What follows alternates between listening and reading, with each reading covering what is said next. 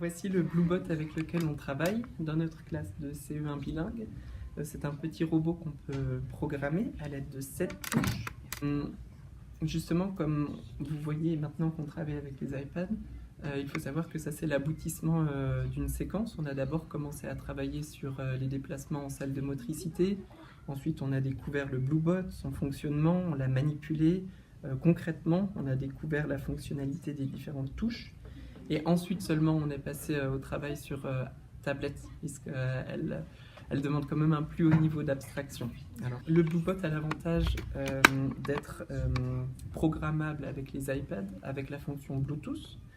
Et selon moi, il est surtout approprié pour les classes du cycle 1 et du cycle 2.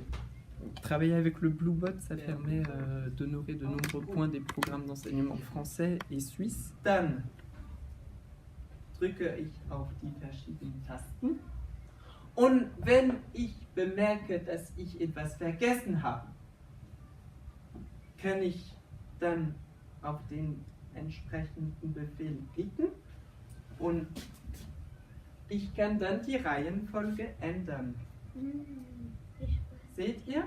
L'université de Fribourg propose de nombreuses ressources, de nombreuses activités avec le Bluebot qui sont en lien avec les compétences du Lehrplan 21. Si on tient compte du socle commun de connaissances, de compétences et de culture en France, travailler avec le Bluebot, ça permet de pratiquer le langage informatique, de la démarche scientifique par essai-erreur notamment. Et si on tient compte maintenant plus particulièrement des programmes du cycle 2, puisque le CE1 fait partie du cycle 2, travailler avec un Bluebot, ça permet de questionner un objet technique, de s'interroger sur son fonctionnement, ça permet de se repérer dans l'espace. Par exemple, en positionnant un objet par rapport à un autre, en utilisant le vocabulaire qui décrit les déplacements, comme on l'a vu.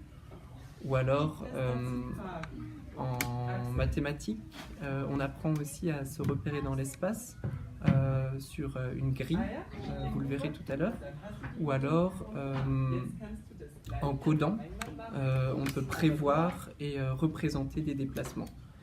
Et après, vous verrez qu'une fois qu'on maîtrise les compétences en programmation, les possibles sont vraiment très nombreux. On peut réviser l'orthographe des noms, on peut apprendre à compter.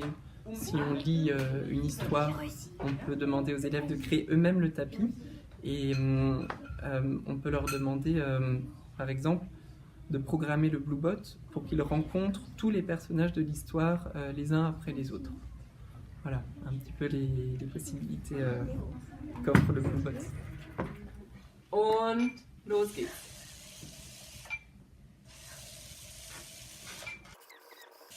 Erster Buchstabe. Zweiter Buchstabe.